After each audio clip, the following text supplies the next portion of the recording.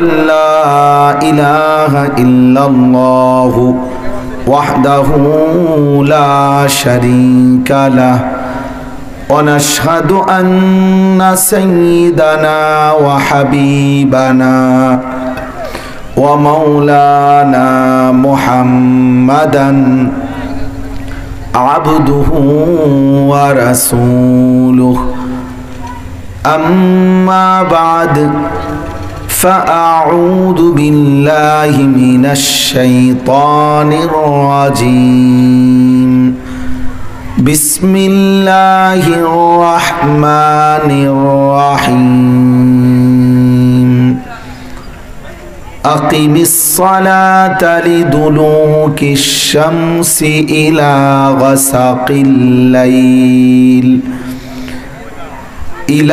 غسق الليل وقرآن الفجر إن قرآن الفجر كان مشهودا ومن الليل فتهجد به نافلة لك عسى أن يبعثك ربك مقاما محمودا وقل رب أدخلني مدخل صدق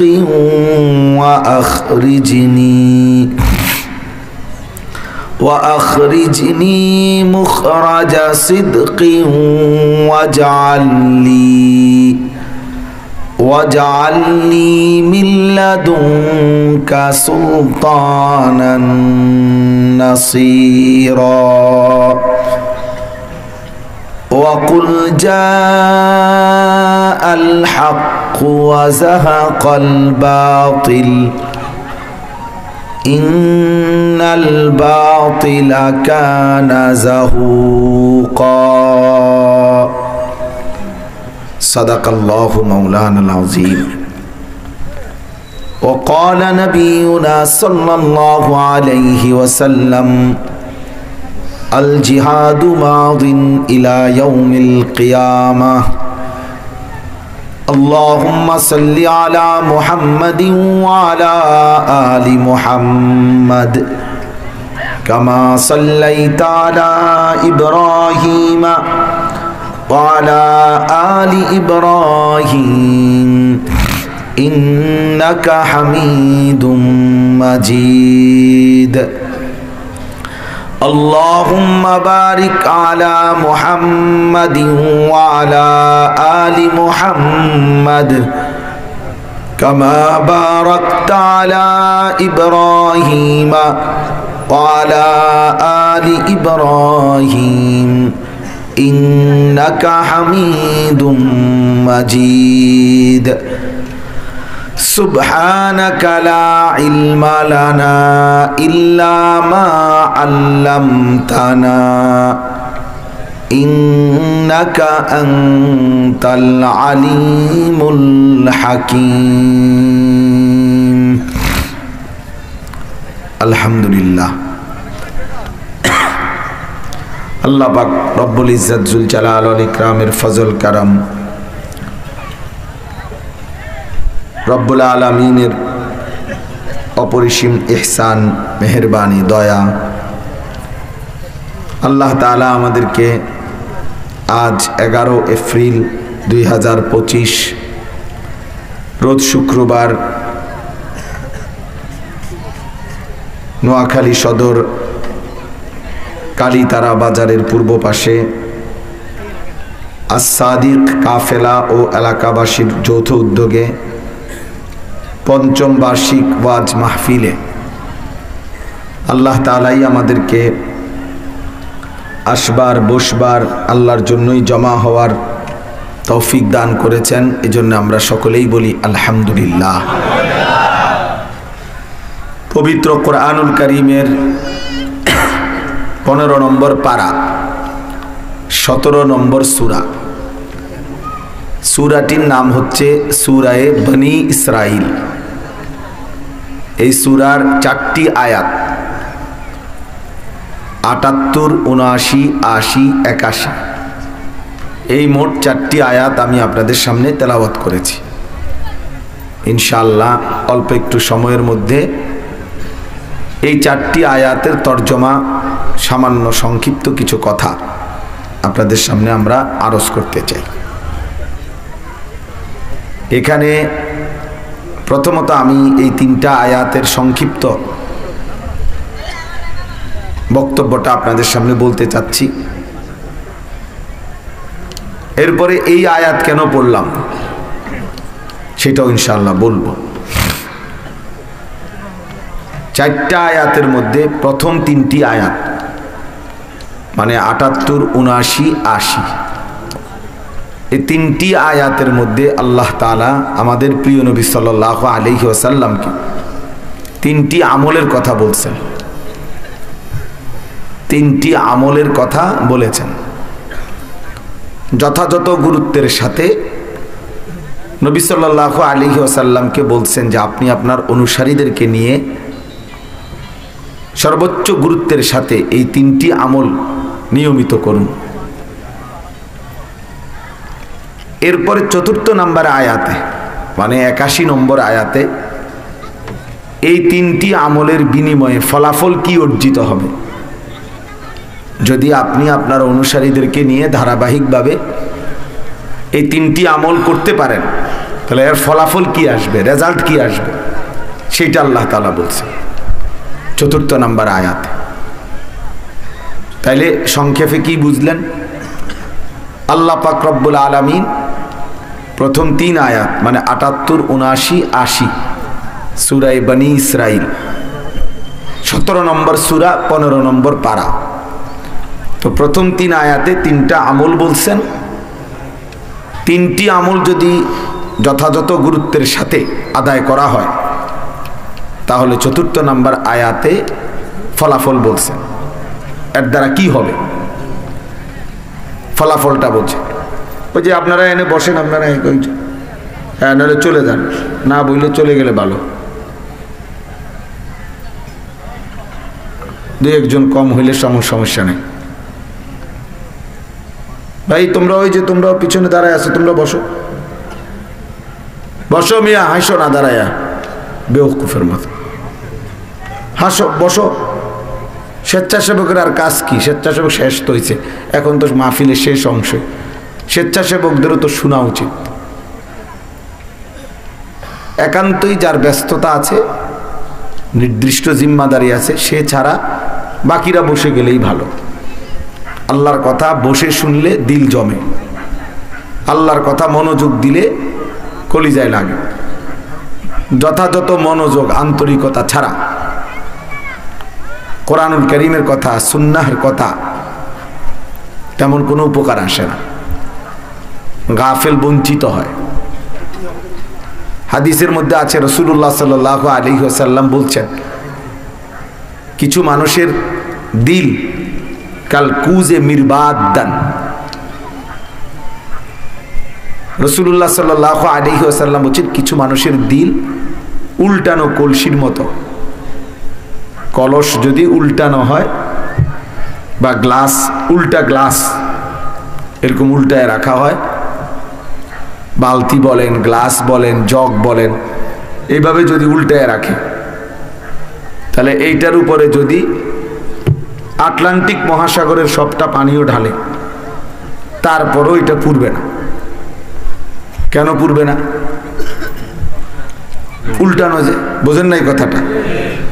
এটা উল্টা হয়ে যাওয়ার কারণে এখন এই গ্লাসটা ভরবে কিনা। লা ইয়ারিফু মান মারুফান ওয়া লা ইউনকিরু মুনকারা। রাসূলুল্লাহ সাল্লাল্লাহু আলাইহি ওয়াসাল্লাম বলছেন কিছু মানুষের দিল এমন যেটা উল্টানো কলসির মতো, ফলে আর ওর মধ্যে সে আর কোনো নেক কাজকেই নেক কাজ মনে করে না, সে কোনো গুনাহকে আর গুনাহ মনে করে না, নেক কাজের কোনো প্রেরণাও জাগে না, মন্দ কাজের প্রতি কোনো ঘৃণাবোধও জাগে না। এই কিছু ছেলে পেলে দেখেন চলতে ফিরতে সারাদিনে একাই আপন মনে নিজের কাজ নিজে করে, এটা কি সুন্দর দেখায় না অসুন্দর দেখায়, বা আশপাশের মানুষ দেখলে কি মনে করবে, অথবা এর দ্বারা কি আমার বাবা মার সম্মান বাড়বে না কমবে, এর দ্বারা আমার ধর্মের ইজ্জত বাড়বে না কমবে, ইত্যাদি কোনো পরোয়া, কোনো মানসিকতা ভাবনা তার মধ্যে নেই। তার নিজস্ব একাকী খেয়াল খুশি, আমার মনে যা চাই তা, কার কাছে কিরকম লাগে এটা আমার দরকার কি। আমার মন চাইছে মোবাইল দেখলাম, নারী দেখলাম, ছবি দেখলাম, নাচ গান দেখলাম, উলঙ্গ দৃশ্য দেখলাম, মন চাইছে তো দাঁড়াইয়া মতে, মন চাইলে বৈশা পেশাব করে, মন চাইলে হাঁটতে হাঁটতে মতে, কারণ তার তো সেই সে, মানে এখানে কোনো বাবা মার ইজ্জত, বংশের কোনো সম্মান, মানুষের দৃষ্টিতে কোনো ভদ্রতা ইত্যাদি কোনো কিছু তার দরকার নেই। এই মানুষগুলোর অন্তর একদম উল্টানো, যার ফলে কোনো নেক কাজ আর তার কাছে নেক মনে হয় না, মন্দ কাজকে মন্দ মনে হয় না, বরং ভালো মন্দের কোনো তারতম্য ছাড়া তার মনের চাহিদাই সে 24 ঘন্টা পূরণ করে। কোরআনুল কারীমের মধ্যে মনের চাহিদা মতো চললে, মনের ইচ্ছা মতো চললে, এই ব্যাপারে ধমক খুব বেশি। এই নওজোয়ান ছেলে তোমরাও বুঝো এটা। কোরআনুল কারীমের অসংখ্য আয়াতে আল্লাহ পাক রব্বুল আলামিন ইত্তেবাউল হাওয়া, অর্থাৎ যে তার প্রবৃত্তির অনুসরণ করে মনের চাহিদার, এখানে আল্লাহর বিধান কি, রাসূলের বিধান কি, এখানে ভদ্রতাটা কি, এখানে কোনো বিধি নিষেধ আছে কিনা ইত্যাদি কোনো তারতম্য নাই। মন চাইছে, আমার মন চাইছে, হ্যাঁ আমার যা মন চাইছে তার, ইউর লাইফ ইউর উইশ, মানে তোমার জীবন তোমার পছন্দ, তোমার মনে যেটা চায় তা। এই যে মনের ইচ্ছা মতো নিজ চাহিদা মতো জীবন চলা, জিন্দেগিটা চালানো, কোরআনুল কারীমে এই ব্যাপারে আল্লাহ তাআলা ভীষণ ধমক দিয়েছেন। কোরআনুল কারীমের কোথাও আল্লাহ তাআলা এরকম মনের চাহিদা মতো যারা চলে তাদেরকে আল্লাহ তাআলা মানুষ হিসাবে স্বীকৃতি দেয় নাই। আল্লাহ তাআলা বলছেন এরা আনআম, চতুষ্পদ জন্তু, এরা জানোয়ার। আফারাআইতা মান ইত্তাখাযা ইলাহাহু হাওয়াহু আফা আনতা তাকুনু আলাইহি ওয়াকিলা, যে তার মনের চাহিদাকেই নিজের খোদা বানিয়ে ফেলছে। আল্লাহ তাআলা বলেন ইনহুম ইল্লা কাল আনআম, তাদের পরিচয় আর কিছুই নয়, শুধুই জানোয়ার, এরা শুধুই চতুষ্পদ জন্তু। কোন আয়াতে আল্লাহ তাআলা বলছেন ফাখালাফা মিন বাদিহিম খালফুন আদাল্লা ওয়াত্তাবাউ শাহওয়াত ফাসাউফা ইয়ালকাউনা গাইয়া। আল্লাহ তাআলা বলেন প্রত্যেক প্রজন্মের নিকৃষ্ট মানুষ ওরা, যারা তাদের নামাজকে প্রতিনিয়ত নষ্ট করে এবং মনের ইচ্ছা মতো চলে। আল্লাহ বলেন আমি অচিরেই তাদেরকে নিকৃষ্ট জাহান্নামের গর্তে ছুঁড়ে মারব। কোরআনুল কারীমের মধ্যে আল্লাহ তাআলা বলছেন আফারাআইতা মান ইত্তাখাযা ইলাহাহু হাওয়াহু, বন্ধু আপনি দেখবেন যে তার মনের চাহিদাকে, নিজের খেয়াল খুশিকে নিজের খোদা বানিয়ে ফেললো, আমি তাকে 3টা শাস্তি দেব। আল্লাহ বলছেন ওয়া আদাল্লাহুল্লাহু আলা ইলমিন, একদিন আমি আল্লাহ তাকে ইচ্ছে করে আমি তাকে পথভ্রষ্ট করে দেব। যে ঠিক আছে তুমি যেহেতু আমার পথে চলোই না, তা আর কোনো দিন আমি তোমাকে আমার পথের সন্ধান দেবই না। ঠিক আছে, বনে বাদারে গরু ছাগলের মতো, পাগল মাতালের মতোই জিন্দেগি শেষ করো। এই আল্লাহই পথভ্রষ্ট করে দিবেন যে তার মনের চাহিদা মতো চলে। 2 নাম্বার ওয়া খাতামা আলা সামঈহি ওয়া কলবি, আল্লাহ বলেন আমি তার কানে এবং অন্তরে মোহর মেরে দেব।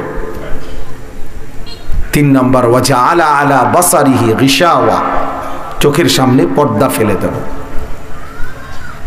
তা আর কি রইল? পথ ভুলাইয়া দিল। কানেও মোহর মেরে দিল, কলিজার মধ্যেও অন্তরেও মোহর মেরে দিল, চোখের সামনে পর্দা ফেলে দিল। এবার আর নাফরমানের কি রইল? সে আর শুনবেই কি, বুঝবেই কি, দেখবেই কি, ভাববেই কি? তার তো সব দিক থেকে আল্লাহ বন্ধ করে দিছে। এই জন্য মনের ইচ্ছা মতো চললে আমার মনে যা চায় তা। তুমি এমন চুল রাখছো কেন? আমার মন চাইছে। তোমার জামা পোশাক এটা এরকম কেন? আমার ভালো লাগছে। তুমি এখানে দাঁড়ায় আছো কেন? আমার মন চাইছে। তুমি যে রাস্তার পাশে মানুষ চলাফেরা করতেছে, এখানে পাশে দাঁড়াইয়া অথবা পাশে বইসাই রাস্তার পাশে তুমি পেশাব করতে আসো, ঘটনা কি? আপনার সমস্যা কি? অনেক বেয়াদব ছেলে আছে, আপনার সমস্যা কি? আর বেওকুফ, আমার সমস্যা কি? সমস্যা তোরে না, তুই মতো সমস্যা বুঝি আমার, সমস্যা তোরে না। মতে হে সমস্যা জিগা আমারে, পাগল মাতাল, তোরে না সমস্যা, তার শীর্ষে তো তোর মাথা না, আমার সমস্যা কি? এজন্য এই জিন্দিগির আর কোনো সৌন্দর্য থাকে না। নিজের মনে যা চায় তাই করে। আল্লাহ তাআলা এই ব্যাপারে কঠিন কঠিন কথা বলছেন। কোথাও বলছেন, বললাম মনের ইচ্ছা মতো চললে কাউকে, কোথাও বলছেন আল্লাহ জানোয়ার, কোথাও বলছেন জাহান্নামের নিকৃষ্ট গর্তে ছুঁড়ে মারব, কোথাও বলছেন আমি আল্লাহই তাকে পথ ভ্রষ্ট করে দেব, আমি আল্লাহই তার কানে অন্তরে মোহর মেরে দিব, চোখে পর্দা ফেলে দিব। ফামাইয়াহদিহি মিন বাদিল্লাহ, আল্লাহ বলেন এরপরে তাকে, আমি আল্লাহকে ব্যতীত কে হেদায়েত দিবে? তাকে আর পথ দেখাবে কে? পথ তো আমি দিতাম, আমি তো তারে পথ থেকে গুমরাহ করে দিলাম। এরপরে সবচেয়ে ভয়ঙ্কর কথা হলো, কোরআনুল কারীমের মধ্যে আল্লাহ তাআলা বলছেন সরাসরি, ওয়াত্তাবা হাওয়াহু, সূরা আরাফের মধ্যে আছে, মনের ইচ্ছা মতো যে চলে, নিজের মনের চাহিদার যে অনুসরণ করে, আল্লাহ তাআলা বলছে ফামাসালুহু কামাসালিল কালব, তার উদাহরণ হলো কুত্তার মতো। সরাসরি কোরআন শরীফের আয়াত, ফামাসালুহু কামাসালিল কালব, তার উদাহরণ কুত্তার মতো। কালবুন অর্থ কুত্তা, কুকুর।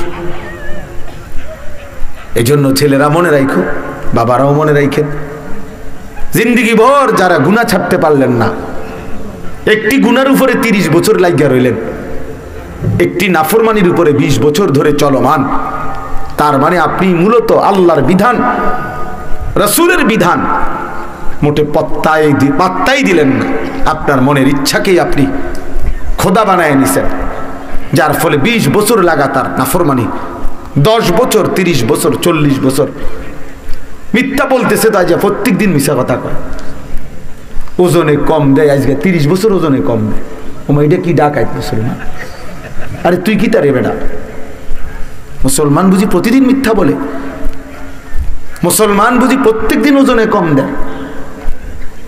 গালি দেয় তো 60 বছর বয়স, বুড়া মিয়া এখনো আক করলে গালি দেয়, এমন নাই? বিড়ি খায় তো যে 60 বছর, ওমা কি ডাকাইতা বুড়া, এখনো বিড়ি খায়। কেমন বিড়ি খোর, আজকে 60 বছর হয়ে গেছে, এখনো বিড়ির নেশা ছাড়তে পারে নাই। তাহলে বিড়ি খাইয়ে যে কয় বছর ধরে? 6 বছর ধরে। হ্যাঁ, উনি বিড়িখানা ধরছে কোন বছরতে? 54 বছরতে। বোঝেন নাই কথাটা? বিড়ি তো খাইয়েছে 40 বছর। যার বয়স 60 শুরু করছে তো মনে হয় 15-16 বছরের সময়। হ্যাঁ, সুদখোর আজ 40 বছর সুদ খায়। হারামখোর আজ 30 বছর হারাম খায়। মহিলাটা বেপর্দা, আজকে 20 বছর ধরে বেপর্দা। এই যে ধারাবাহিক নাফরমানি, লাগাতার ধারাবাহিক টেলিভিশন চলতেছে তো আজ 20 বছর ধরে। যুবক, তুমি নামাজ পড়ো না, ফজরের নামাজ, এটা আজকে 5 বছর, 10 বছর কোনো দিনে ফজরের নামাজ পড়ো না। তাহলে এই যে ধারাবাহিক গুনাহ, ধারাবাহিক নাফরমানি, এটা মুসলমান না। এটা মুমিন হতেই পারে না, মুসলমান একে বলেই না। হাকিমুল উম্মত মুজাদ্দিদুল মিল্লাত হযরত মাওলানা শাহ আশরাফ আলী থানভী রাহমাতুল্লাহ আলাইহি বলছেন, মুসলমানের গুনাহ হয়ে যাওয়া এটা স্বাভাবিক, কিন্তু মুসলমান গুনার উপরে জমে থাকা এটা অস্বাভাবিক। বুঝেন নাই কথাটা? কোন মুসলমানের দ্বারা গুনাহ হয়ে যাওয়া এটা অসম্ভব।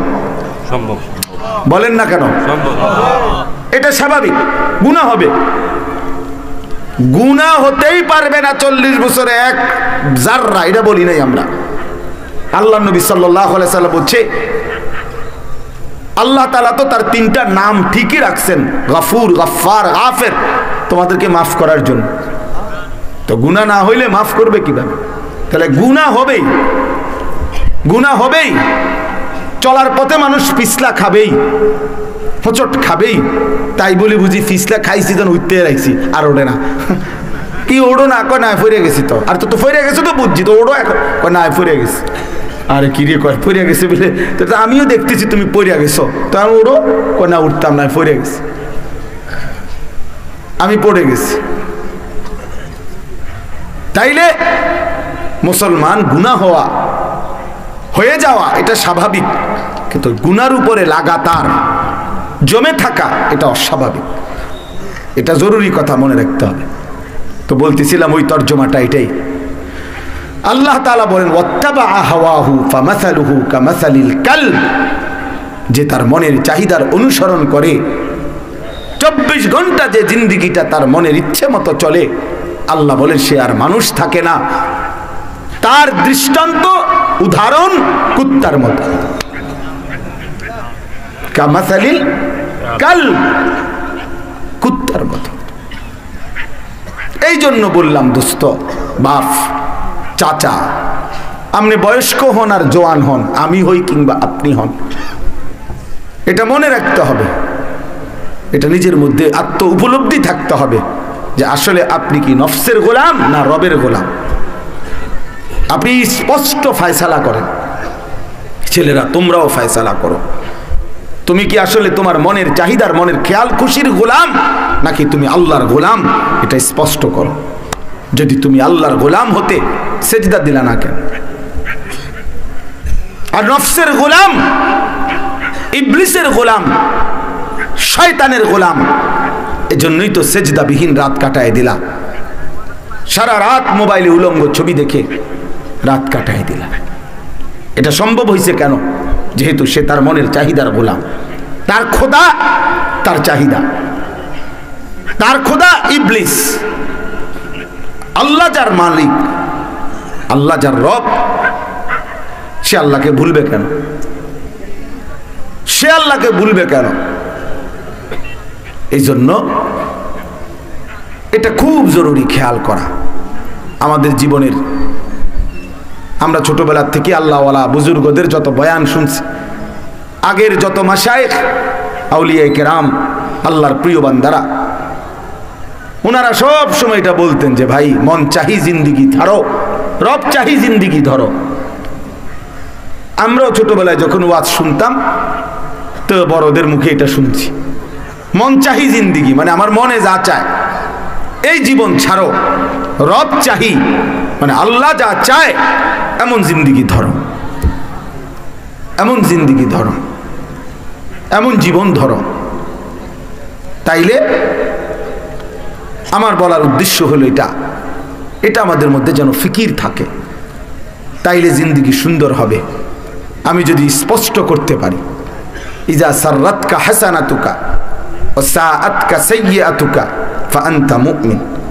নবী সাল্লাল্লাহু আলাইহি ওয়াসাল্লাম বলেন, তোমার নেক কাজ যদি তোমাকে আনন্দিত করে, তোমার গুনাহ যদি তোমাকে কষ্ট দেয়, ব্যথিত করে, গুনাহ করলে, নাফরমানি করলে যদি দিলের মধ্যে চোট লাগে, আহা কি করলাম, কেন মিথ্যা বললাম, কেন চুরি করলাম, কেন লোকটাকে গালি দিলাম, কেন ফজরের নামাজের জামাত ছুটে গেল, আহা লোকটাকে ওজনে কেন কম দিলাম, কেন ওই নারীর দিকে তাকিয়ে থাকলাম, এই গুনাহটা কেন করলাম, এই যে একটা আফসুস, বিবেকের দংশন, হৃদয়ের একটা জ্বালা, অন্তরের একটা অস্থিরতা, এতটুকু যদি কারো মধ্যে থাকে, আর নেক কাজ করলে যদি খুশি লাগে, ভালো লাগে যে আমি আল্লাহর হুকুম মানতে পারছি, সেজদাটা করতে পারছি, আল্লাহর গোলামি করতে পারছি, আলহামদুলিল্লাহ এশার নামাজ জামাতে পড়তে পারছি, আল্লাহর বিধান মানতে পারছি, তো এই কথা বললে যদি দিল খুশ লাগে, আল্লাহ রাসূল সাল্লাল্লাহু আলাইহি ওয়াসাল্লাম বলছেন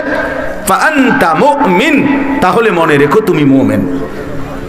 এখনো ঈমান আছে, যেদিন দেখবে এর থেকে নিচে নেমে গেছে তো মনে রেখো ঈমান হারায় গেছে। এর থেকে নিচে নামছে মানে এখন আর গুনার পর গুনাহ হলেও অন্তরের মধ্যে কোনো ব্যথা কষ্ট অনুভবই হয় না, অনুভব হয়। ওজনে কম দিতে আছে, মিথ্যা বলতেছে, সুদ খাইতেছে, সুদের টাকার কথা বুঝাইতে আছে, চা খায়, বিস্কিট খায়, এসি চলতেছে, কথা শুদ্ধ মারে, কেমন আছেন আঙ্কেল, ভালো আছেন, আমাগো বাটপাড়িটাকে একটু বুঝবেন, আমরা কিভাবে পলিসিটা করছি, সিটারিটা বুঝবেন একটু, বাবা ইংলিশ মারেন, শুদ্ধ মারেন। ফেরেশতা যখন লাথি দিবে হারাম কর, তো লাথিটাও দিবে শুদ্ধ লাথি, একদম ডাইরেক্ট লাথি দিবে, ডাইরেক্ট লাথি দিবে, ডাইরেক্ট লাথি, শুদ্ধ লাথি, শুদ্ধ। ইয়াসলাহা মাদমুমান মাদহুরা, আল্লাহ তাআলা বলেন বেইজ্জতি করে, ধাক্কা দিতে দিতে, অপমানিত করে জাহান্নামে ছুঁড়ে মারা হবে। খুযুহু ফাগুল্লু সুম্মাল জাহিমা সাল্লু, আল্লাহ ফেরেশতাদেরকে বলবে নাফরমানকে ধর এবং হাসরের মাঠেই তাকে বেঁধে ফেল। ফাগুল্লু মানে তার বাঁধে, বাঁধ তারে, ফেরেশতা শক্ত করে বাঁধবে আর বলবে মালিক এবার কি করব, তো আল্লাহ তাআলা বলবেন সুম্মাল জাহিমা সাল্লু, তারে জাহান্নামে ছুঁড়ে মারো, মারো জাহান্নামে, ফেলে দাও জাহান্নাম। আল্লাহ আমাদেরকে মাফ করে দেন, আল্লাহ আমাদেরকে বিবেক দান করেন। প্রিয় ভাই আমার, বাপ আমার, অতএব খামখেয়ালি গাফেল, আমি যেটা বলতে মাঝখান দিয়ে এটা বর্ণনা করে ফেললাম, অর্থাৎ উদ্দেশ্য এই কথাটা বুঝানো, মনের ইচ্ছা মতো চলতে নাই বাপ। এই কোরআনের কথাগুলোর মাকসাদ এটা। রাসূলুল্লাহ সাল্লাল্লাহু আলাইহি ওয়াসাল্লামের 23 বছরের জিন্দেগির মাকসাদ এটা।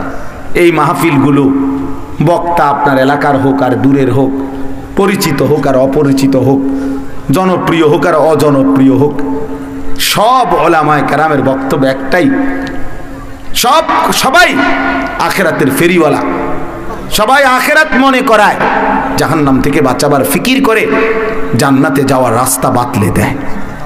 এই কথা।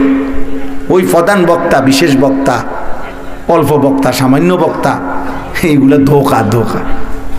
রাত 9টায় ওয়াজ করলে বেড়া প্রধান বক্তা, আসরের পরে ওয়াজ করলে উনি সামান্য বক্তা। এটা কোন কিতাবে আছে নিয়ে আন্দাজের কথা? আসরের পরে টাইম এটা কি বিশেষ নেই, আর 9:30 পরে নি প্রধান বক্তা হয়, এটা কোনো কথা না, এটার কোনো যুক্তি নাই, এটা একটা অযৌক্তিক কথা। বরং আল্লাহর কথা প্রতি মুহূর্তেই দামি, প্রতি শব্দই দামি। আপনার ইমাম বললেও দামি, সাঁতার দেশের হুজুর আইসা বললেও দামি। কাজে সংখ্যা বড় কথা না, কতজন মানুষ হইছে এটা কোনো বিষয় না, বিষয় হলো আমি আল্লাহর কথা বলছি। একজনের কাছে বলি আলহামদুলিল্লাহ, এই উঠতি বয়সের যত ইমাম সাহেব আছেন, নওজোয়ান যত আলেম আছেন, আপনাদের কাছে এই ভাইয়ের নসিহত এটা, জনপ্রিয়তার মোহে পড়বেন না। টুপি বদলাইবেন, কোট বদলাইবেন, স্টাইল বদলাইবেন, সুর বদলাইবেন, টান বদলাইবেন, কোনো না কোনো ভাবে যাতে জনপ্রিয় হইতে পারি। জিনা ধোকা, ধোকা, ধোকা বেটা। জনপ্রিয় হইয়া তুমি কি করবা বেটা?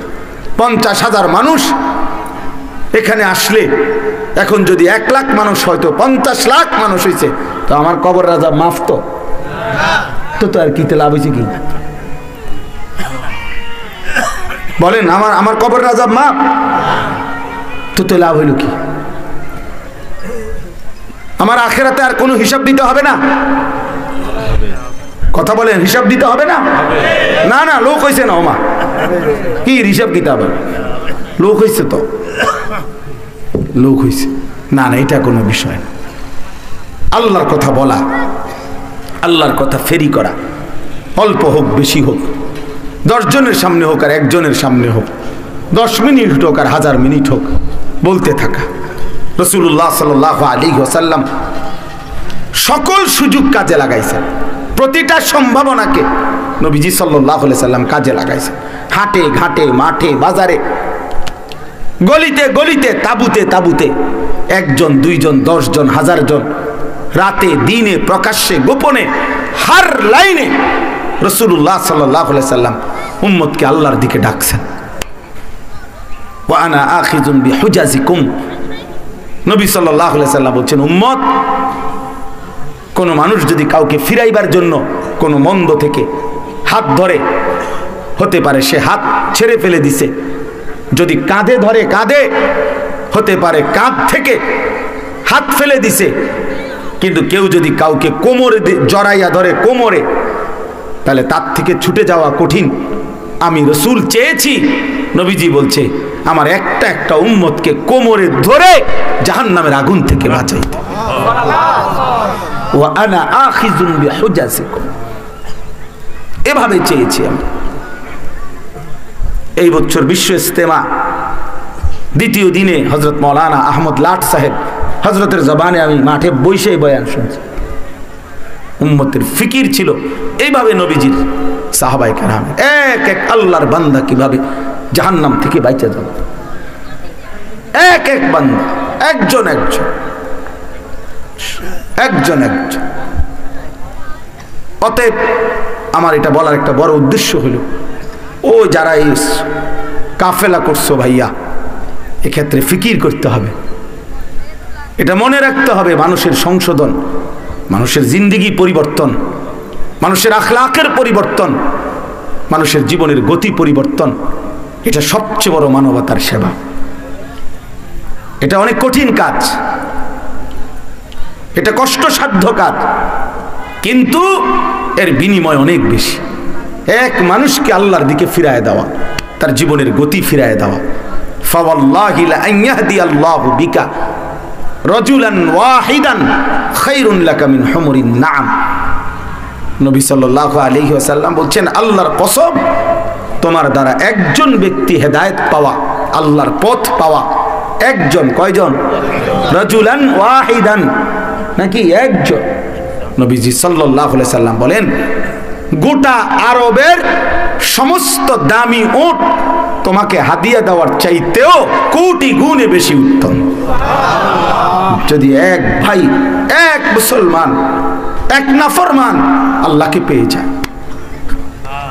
হাকিমুল উম্মত মুজাদ্দিদুল মিল্লাত হযরত মাওলানা আশরাফ আলী থানভী রাহমাতুল্লাহ আলাইহি এরকম এক মজমায়, ছোট্ট মজলিস, অল্প কিছু সাথীর মধ্যে বয়ান করতেছিলেন।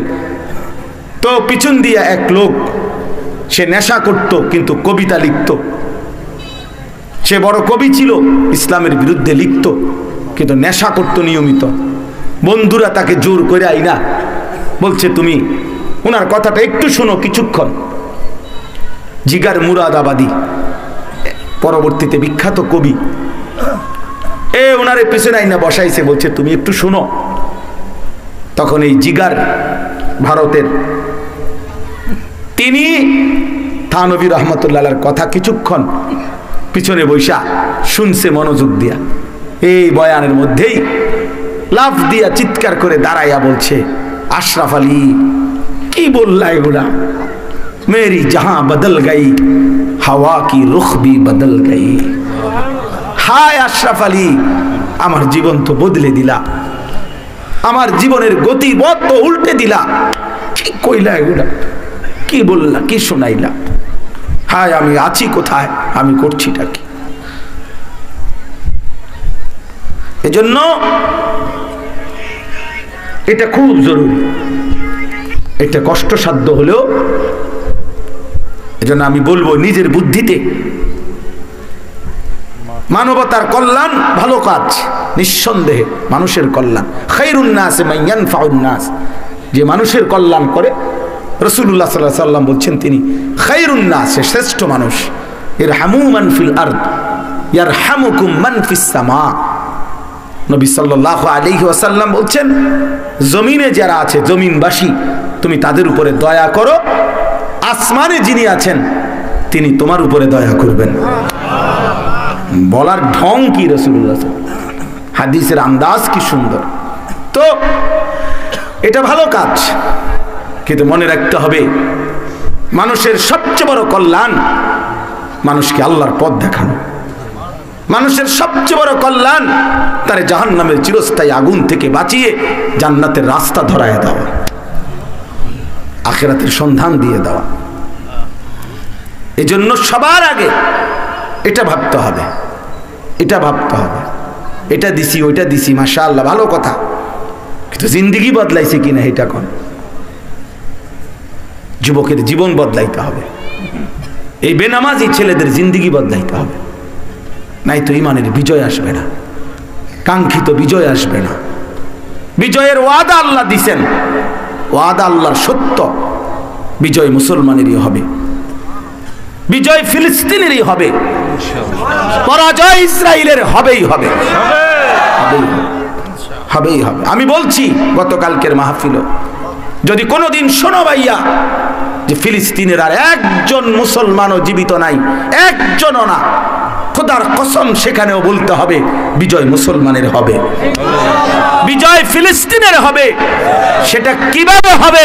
সেটা মহান আল্লাহ পাক যখন বিজয় দেবেন তখন দেখবেন যে এভাবে হয়েছে, এভাবে হয়েছে। রব্বুল আলামিন কোন একজন সংখ্যার কাছে আল্লাহ মুখাপেক্ষী না, মুখাপেক্ষী। আল্লাহ চাইলে ওয়ায়াতি বিখালকিন জাদীদ ফাসাউফা ইয়াতি আল্লাহু বিকওমিন, আল্লাহ চাইলে সম্ভব অবশ্যই হবে, অবশ্যই হবে। 16 বৎসরের জালেম কেমনে পলাইবে কারো ক্যালকুলেশনে ধরে নাই, কেউ বোঝে নাই, কেউ ভাবে নাই।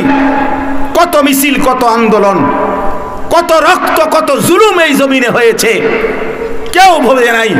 কিন্তু রবের ফয়সালা যেদিন হইছে ঠিকই ভাগছে, আর জনগণ দেখছে যে এমনে ভাগে,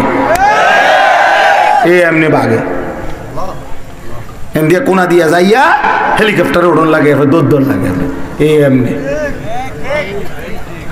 এই জন্য ইসরায়েলের কুত্তারা কিভাবে হারবে এটা রব দেখাবে ইনশাআল্লাহ, রব দেখাবে ইনশাআল্লাহ।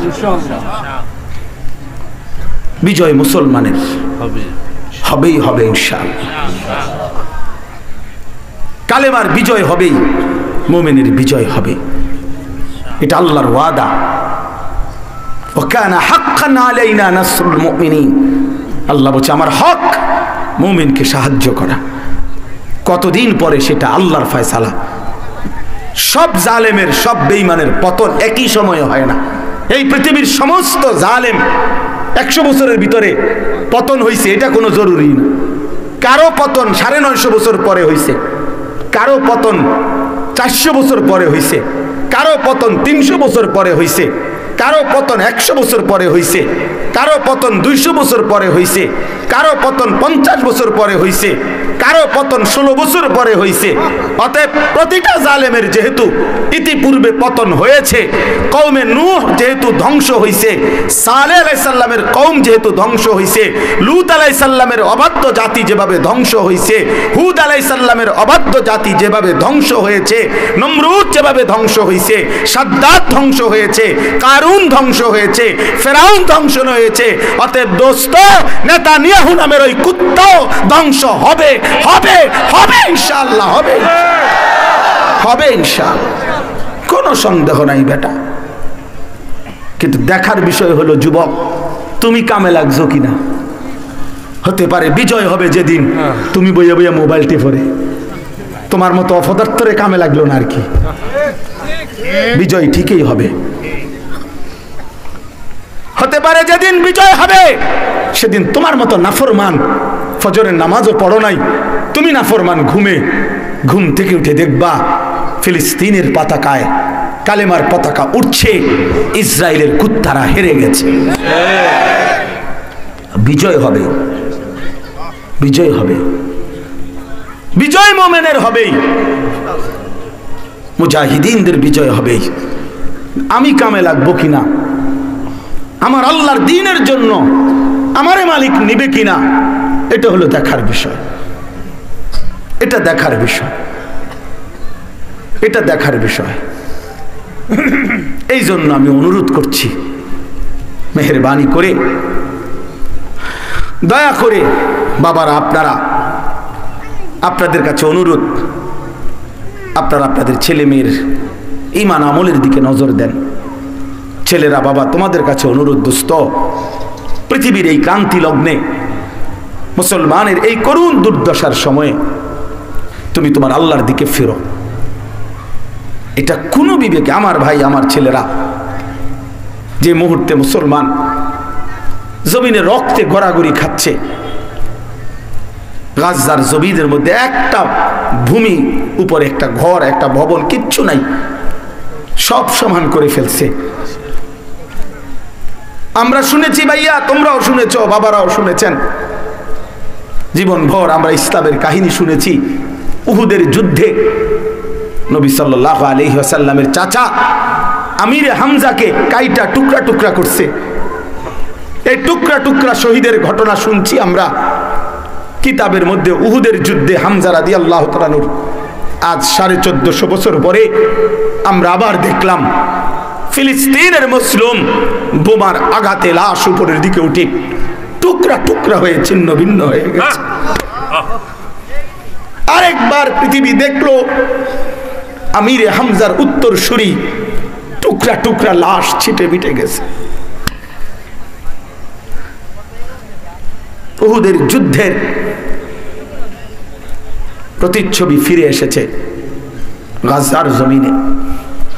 6 বছরের বাচ্চা মেয়ে সাক্ষাৎকার দিছে গত 2 দিন আগেও। 6 বছরের মেয়ে, বাচ্চা বলতেছে, আমি নিজে শুনছি বাচ্চার সাক্ষাৎকারটা। বাচ্চাটা বলতেছে, আমি আমার অন্যদের সাথে খেলতেছিলাম, হঠাৎ করে বোমা পড়ছে, বোমার আঘাতে আমি বেহুশ হয়ে গেছি। মেয়েটা বলতেছে, ছোট্ট মেয়ে, যখন আমার হুঁশ আসছে আমি দেখি আমার ডান হাতটা আমার সাথে নাই, আমার হাত উড়ে গেছে কোথায় আমি জানি না।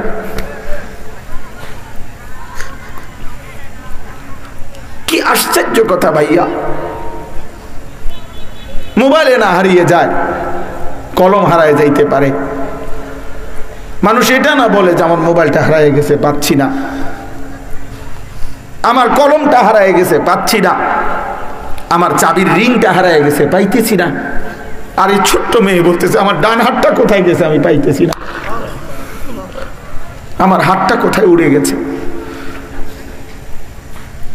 তাইলে ভেবে দেখো ভাই, এমন নির্মম জুলুমের শিকার যখন মুসলমান, সেই সময়ে তোমরা যারা যুবক, এত কঠিন পরিস্থিতি দেখেও শুনেও এখনো যারা দিন রাত নারী দেখো, ছবি দেখো, মোবাইলে অস্থির দৃশ্য দেখো, এক ওয়াক্ত নামাজ পড়ো না, এখনো যারা কোনো দিন ফজরের নামাজ পড়ো না, হ্যাঁ, আমার তো তোরে বেটা মানুষের বাচ্চা মনে হয় না,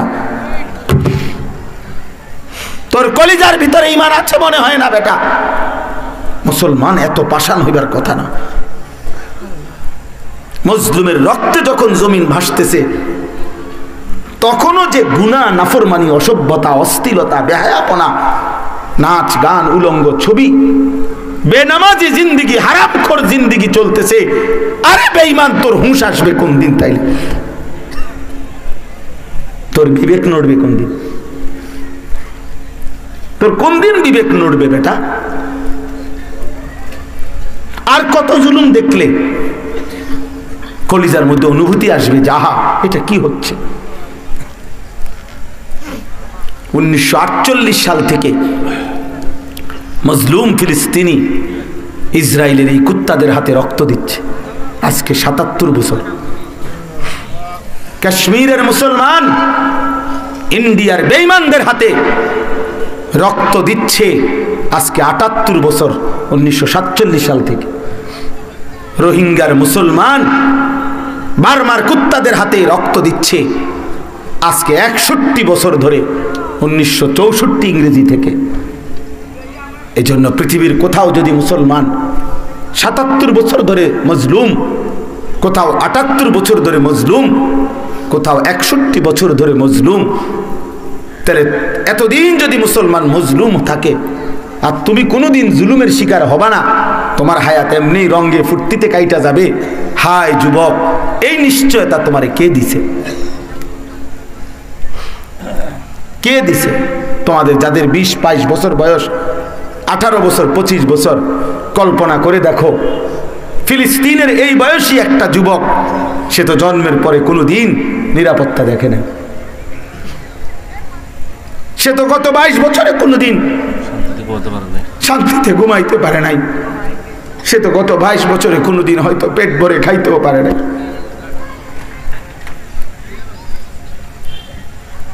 তাইলে আমি অনুরোধ করছি, লম্বা সময় দেওয়ার মতো সুযোগ আমার হাতে নাই,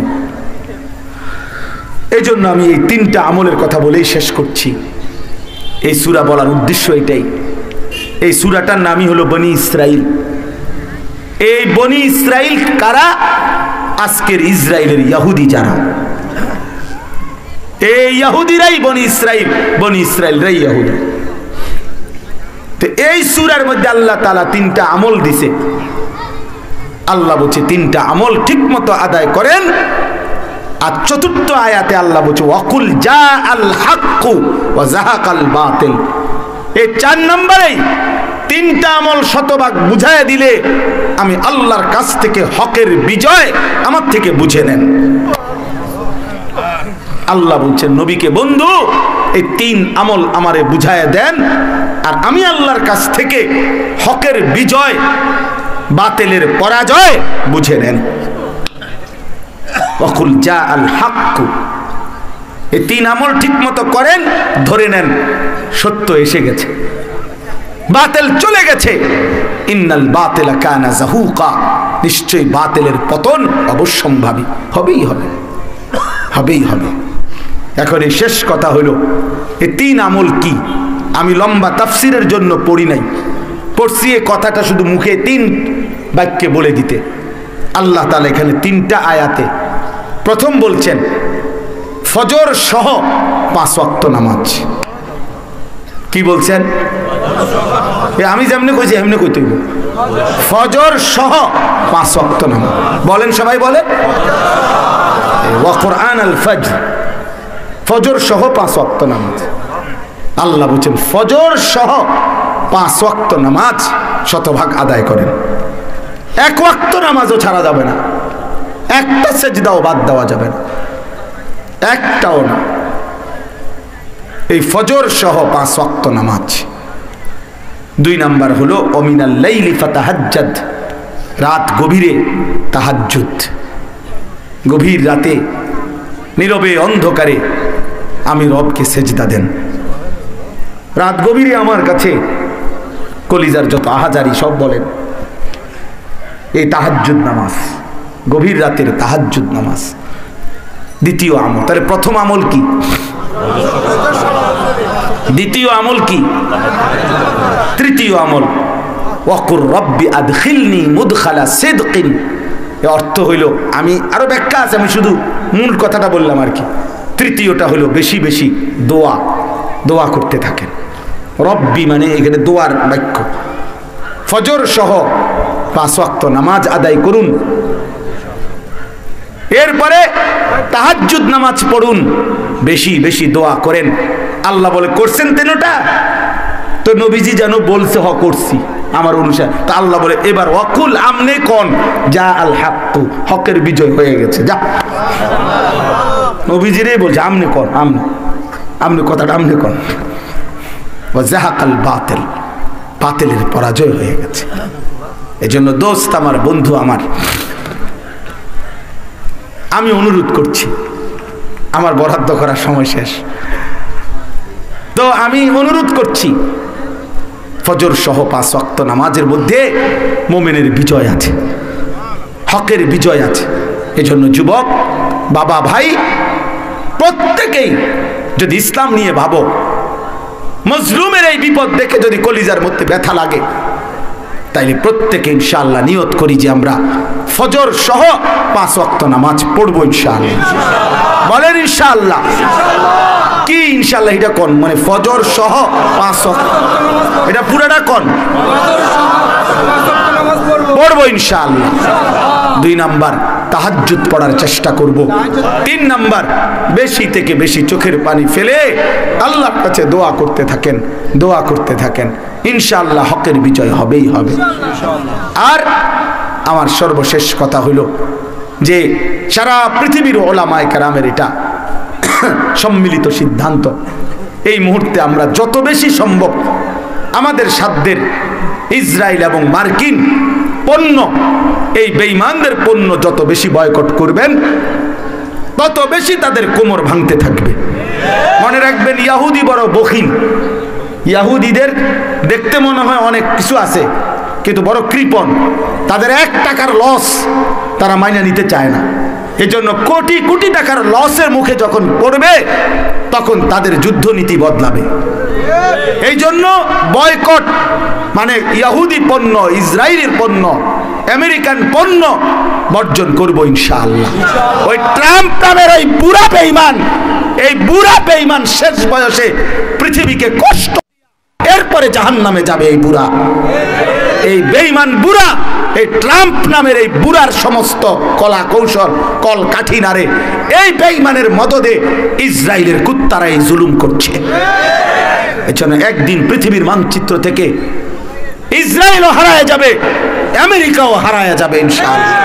মুসলমানই থাকবে ইনশাআল্লাহ, ইসলামই থাকবে ইনশাআল্লাহ। এজন্য আমরা বেঈমানদের পণ্য, ইসরায়েল আমেরিকান পণ্য বয়কট করব ইনশাআল্লাহ। আমার প্রায় দিনের বাজার বাসাত কিছু আনলেই আমার ছোট ছেলে হেইতের তোষকের তলে একটা কাগজ আছে, তো দৌড় দিয়ে কাগজ ডানে, হ্যাঁ ওইটা করতে পারবো, মিলাই ওইটা, আব্বু আব্বু ওইটা হইতো না, এটা হইতো না, এটা হইতো। হ্যাঁ আলহামদুলিল্লাহ। এজন্য মার্কিন এবং ইসরায়েলি পণ্য আমরা বর্জন করব ইনশাআল্লাহ। আগামীকাল সারা বাংলাদেশ ব্যাপী মার্চ ফর গাজা যেই বিক্ষোভ কর্মসূচির ডাক দেওয়া হয়েছে, সারা বাংলাদেশের আলেম ওলামা, সারা বাংলাদেশের শিক্ষিত রাজনীতিবিদ, শ্রেণী পেশার ব্যবসায়ী, সর্বশ্রেণীর মানুষ আলহামদুলিল্লাহ আগামীকালকের সেই বিক্ষোভ কর্মসূচিতে যাবে ইনশাআল্লাহ। আমরাও যাব ইনশাআল্লাহ, আমিও যাব ইনশাআল্লাহ। আমার মাদ্রাসা থেকে বাস গাড়ি সাথীরা সব রেডি আমগো এলাকার মধ্যে, আমরাও সকালবেলা যাব ইনশাআল্লাহ। এজন্য আমরা কলিজার সবটুকু দিয়ে আমরা বলবো আল্লাহর কাছে যে মালিক, আমরা ফিলিস্তিনকে ভালোবাসি, আমরা গাজাকে ভালোবাসি। যদি আপনি ভালোবাসার প্রমাণ নিতে চান, তো আমি আনিস তাজা খুন দিতে সবার আগে রাজি আছি ইনশাআল্লাহ। আপনি চাইলে নিতে পারেন মাওলা, আপনি চাইলে নিতে পারেন, আপনি চাইলে নিতে পারেন, কোনো অসুবিধা নাই। এজন্য আমরা ইনশাআল্লাহ এই বিক্ষোভ কর্মসূচি সহ আগামী দিনের কর্মসূচিগুলোও যেন সফল হয় এবং আল্লাহ তাআলা যেন ফিলিস্তিনের বিজয় দান করে, ইসরায়েলকে যেন ধ্বংস করে দেয়। বলেন আমিন। সুবহানাল্লাহি ওয়া বিহামদিহি, সুবহানাকাল্লাহুম্মা বিহামদিকা, আশহাদু আল্লা ইলাহা ইল্লা আনতা, আস্তাগফিরুকা ওয়া আতুবু ইলাইক।